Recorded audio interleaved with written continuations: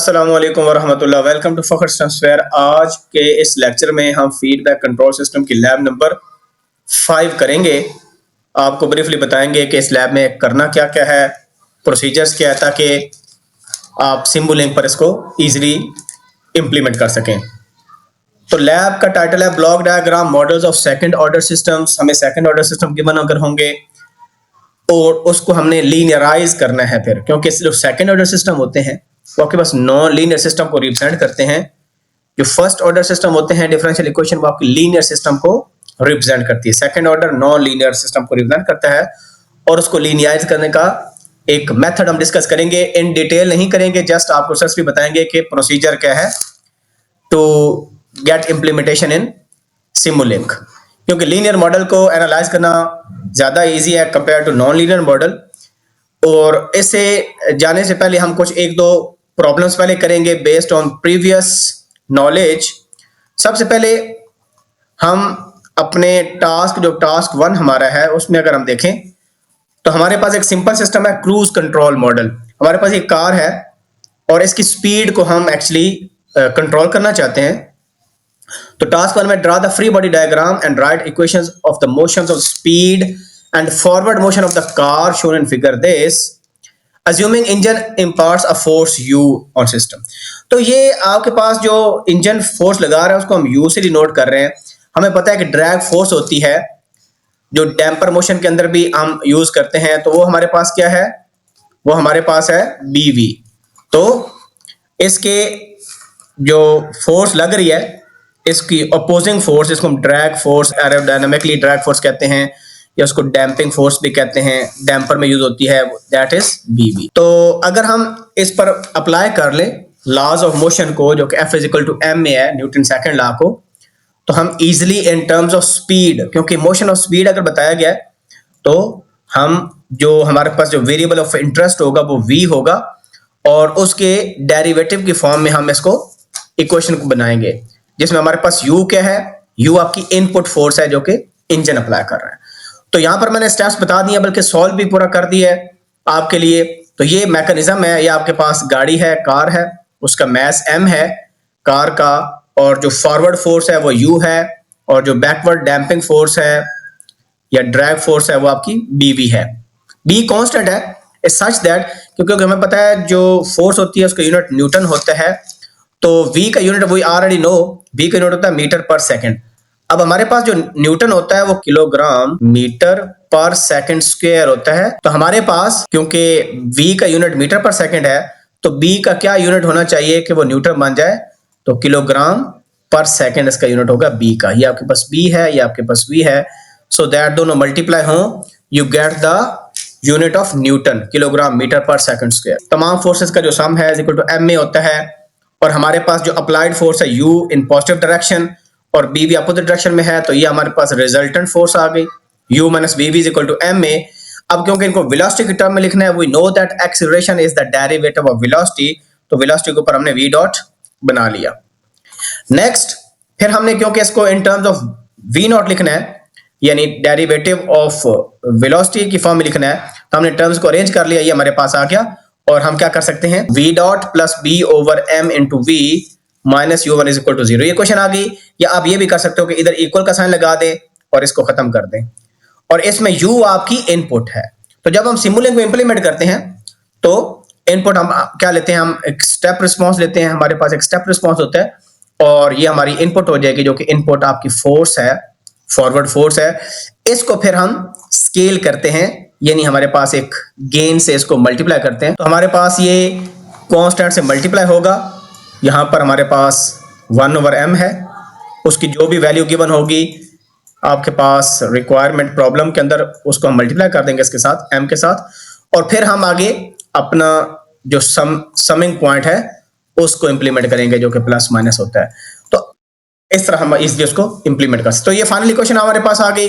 Next है कि take the Laplace transform of the resulting differential equation and find its transfer function. अब हमने simple ये जो इक्वेशन निकाली हमने ये वाली, इसका हमने लैप्लास ट्रांसफॉर्म लेना है। वी नो दैट कि अगर v सिंपल आपके पास हो तो उसका Laplace transform v of s होता है, क्योंकि ये डेरिवेटिव है, तो डेरिवेटिव में हम क्या करते हैं, s से मल्टीप्लाई करते हैं, s vs minus initial condition. Similarly b over m into v था, तो उसका लैपलास ट्रांसफॉर्म वी एस आपके पास आ गया और u का u ऑफ एस होता है। ठीक हो गया।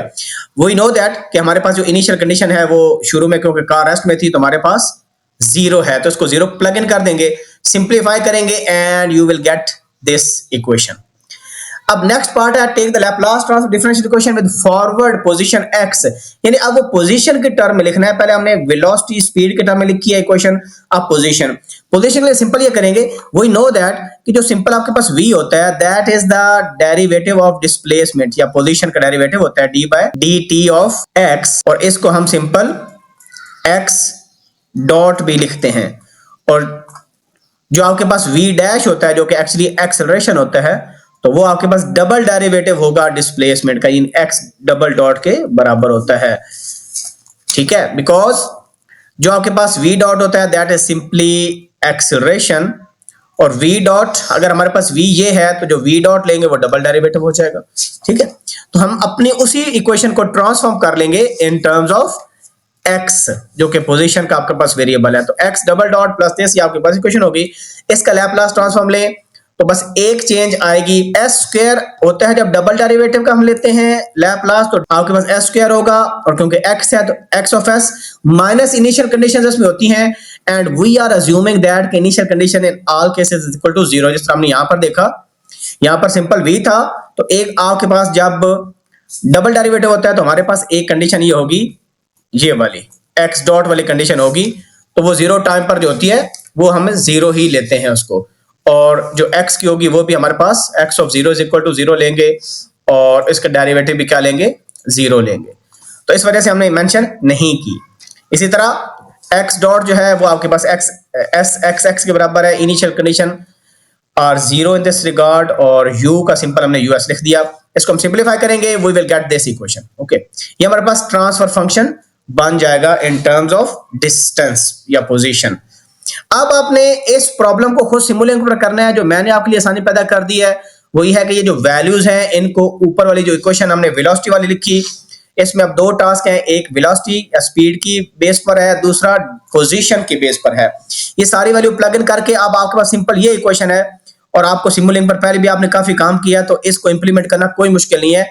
U is your input force, ये आपकी इनपुट फोर्स है, और आपने इनपुट फोर्स क्या लेनी है, एक्चुअली उसको आपने स्टेप रिस्पांस लेना है सिमुलेशन के अंदर, और वो मैंने आपको बताया स्टेप रिस्पांस लेंगे उसको, फिर आप ये चीज नहीं है, स्टेप रिस्पांस लेकर आप उसको गेन से मल्टीप्लाई कर देंगे जो आपके पास 0.001 है। अब जब आप इसके मल्टीप्लाई करेंगे आपके पास एक गेन है, और फिर उसके बाद आपका समेशन पॉइंट आएगा, यहाँ पर समेशन पॉइंट है आपके पास। यहां पर आपने इनपुट को भी स्कोप पर लगाना है।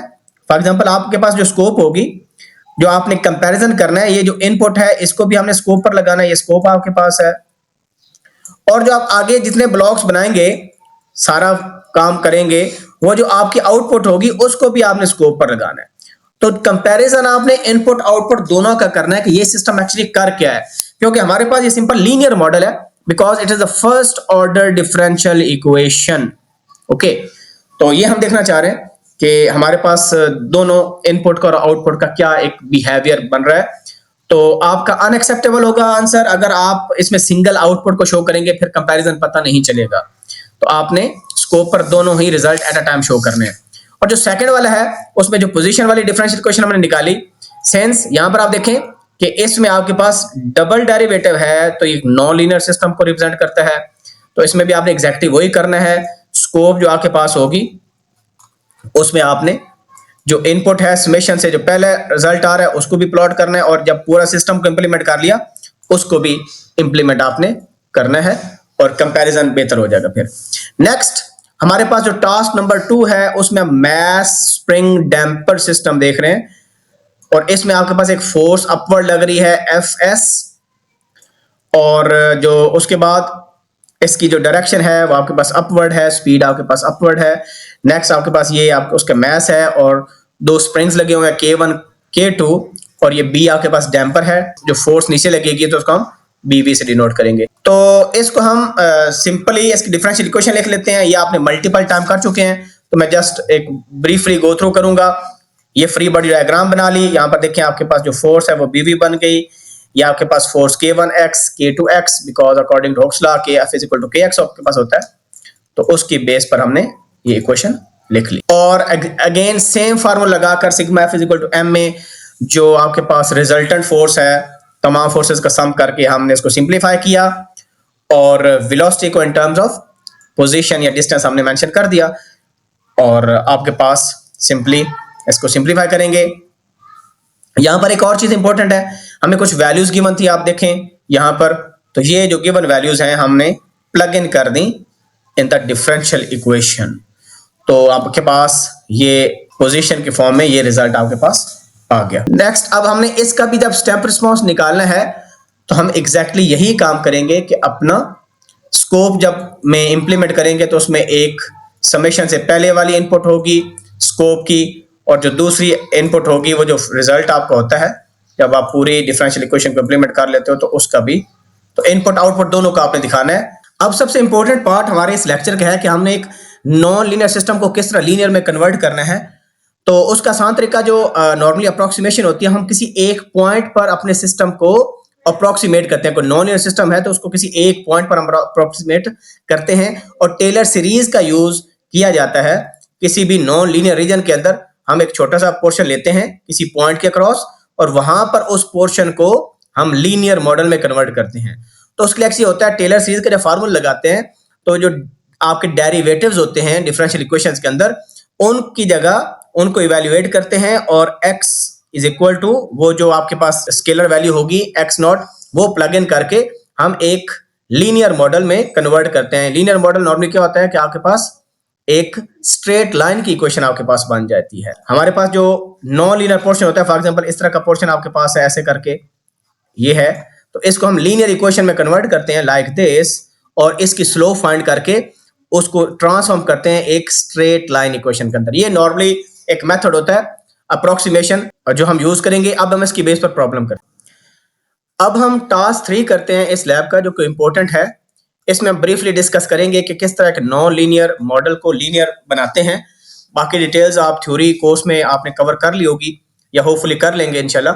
ये हमारे पास एक वाटर टैंक सिस्टम है और यहाँ पर आपके पास ओमेगा एन है जो कि मैस फ्लो रेट है, कुछ पानी आपका इंटर हो रहा है टैंक के अंदर, और ये आपके पास आउटलेट है omega out mass flow rate through the outlet जो कि आपके पास आउटलेट है। और यहाँ पर पास हाइट है आपके पास, आपको पता है कि टैंक के अंदर जब भी हमारे पास पाइप्स होते हैं तो जहां आउटलेट जितने ज्यादा हाइट पर होगी उतना ज्यादा उसका प्रेशर होगा, यानी जो P1 है ये आपका प्रेशर ज्यादा होगा अगर ये हाइट ज्यादा होगी। अगर ये हाइट जितनी कम होगी, फॉर एग्जांपल आउटलेट अगर यहाँ पर आप बना दें हाइट कम रखें तो प्रेशर भी कम होगा। तो अगर हमें प्रेशर गिवन हो तो हम हाइट को डिटरमिन कर सकते हैं। तो इसमें हमने ऐसा मॉडल बनाना है जिसमें हम हाइट के हिसाब से इक्वेशन लिखेंगे, यानी h डॉट की इक्वेशन लिखेंगे। कंजर्वेशन ऑफ मैटर के हमारे पास ये इक्वेशन होती है m dot is equal to omega n minus omega out, और ये पैरामीटर लिखा हुआ है कि m आपके पास वो फ्लूइड मैस है, omega n mass flow rate into the prescribed portion है, यानी ये आपके पास ओमेगा n है, ये ओमेगा आउट है, ये ऑलरेडी बता चुके हैं आपको। तो पहला आपका प्रॉब्लम है determine the differential equation describing the height of water in the tank. Conservation of matter की इक्वेशन लिखी हुई, इधर से हम स्टार्ट करेंगे। We know that density of fluid is equal to mass over volume. यहाँ से मैस अगर हम निकालें तो वो रो वी आता है, where v is volume, capital v होता है, स्पीड के लिए छोटा वी होता है, तो उसकी जगह हम रो वी पुट कर देंगे। एम डॉट का मतलब है उसका डेरिवेटिव रिस्पेक्ट टू टाइम, और फिर वॉल्यूम हमें पता है कि वॉल्यूम होता है एरिया इनटू हाइट, यानी वाटर का जो एरिया और कितनी हाइट में वो कवर कर रहा है एरिया। तो हमने सिंपल v की जगह वैल्यू पुट कर दी और डेरिवेटिव लेंगे तो हमारा क्योंकि पैरामीटर जो है h है वेरिएबल, तो h के साथ जो कांस्टेंट है वो बाहर आ जाएगा, तो आपके पास rho a into h dot बन जाएगा, d h by d t को h डॉट कहेंगे, is equal to omega n minus omega out. और फिर अगर आप देखो तो आपके पास जो h डॉट है ये हमारे पास simply 1 over rho a into omega n minus omega naught. तो ये हमने डिफरेंशियल इक्वेशन बना दी जो कि डिपेंड कर रही है आपके फ्लो रेट के ऊपर। मैस फ्लो रेट इन है और आउट है, दोनों आउटलेट्स पर, उसके डिफरेंस पर डिपेंड कर रही है आपकी हाइट। फिर इसके बाद एक और रिजल्ट है जो क्योंकि हम जब पाइप्स के अंदर हमारे पास कोई पाइप है तो उसमें एक्चुअली क्या होता है कि कुछ रिस्ट्रिक्शंस आपके पास होती हैं कि पाथ के अंदर कोई कंस्ट्रक्शन आ रही है, कुछ फॉर एग्जांपल कुछ और रेजिस्टेंस आ रही है जिसकी वजह से फ्लो रेट इफेक्ट होता है। तो रेजिस्टेंस का इफेक्ट है जिसकी वजह से आपका फ्लो रेट पर फर्क पड़ता है। आपके पास ये एक जर्नलाइज्ड इक्वेशन है, इसमें हमारे पास जो P1 P2 प्रेशर है दोनों एंड्स के ऊपर, और R और अल्फा आपके कांस्टेंट्स हैं। ये डिपेंड करती हैं कि किस किस्म की रिस्ट्रिक्शन हमारे पास है। हम अपने केस में आसानी के लिए अल्फा की वैल्यू 2 लेंगे और ये जो P2 हमारा है जिसको हम P अल्फा कह देते हैं, ठीक है। और बाकी इसमें ओमेगा वही फ्लो रेट है। Next determine the expression for omega out. Omega out की हमने एक्सप्रेशन डिटरमिन करनी है, तो हम इस डिस्टेंस का इफेक्ट की वजह से जो फ्लो रेट पर फर्क पड़ता है उसी को यूज करेंगे। तो इसकी जगह ओमेगा आउट आ जाएगा और सिंपली हमारे पास मैंने जो बताया कि अल्फा की जगह हम 2 पुट कर देंगे और P2 की जगह P अल्फा पुट कर देंगे। तो आपके पास ये हमारे पास इक्वेशन उसकी आ जाएगी ओमेगा आउट की। Determine non linear differential equation for the height. अब सिंपली जो पार्ट 3 है उसमें हमने क्या करना है, non linear differential equation for height. हमने ऊपर वाले पार्ट में हमने देखा था कि हमने उस सिस्टम का एक हाइट की फॉर्म में इक्वेशन निकाली थी। इसमें हम सिंपल ये करेंगे कि ये जो ओमेगा आउट की वैल्यू निकाली है वहां पर ओमेगा जो आपके पास आउट था सिंपल ये वैल्यू उसमें प्लग कर देने, आपकी डिफरेंशियल इक्वेशन आ जाएगी। उसके बाद कुछ ऐसा पार्ट है जो कि आप क्लास में डिटेल के अंदर देखेंगे। हम सिंपल रिजल्ट्स को यूज करेंगे और इस वाले पार्ट में ये डिटेल, इस पार्ट की जो डिटेल है मैंने नीचे मेंशन कर दिया है, आप ये देख सकते हैं। ये वाला पार्ट थ्योरेटिकल है, you can complete in your theory class. हमने इस रिजल्ट को सिंपल यूटिलाइज करना है।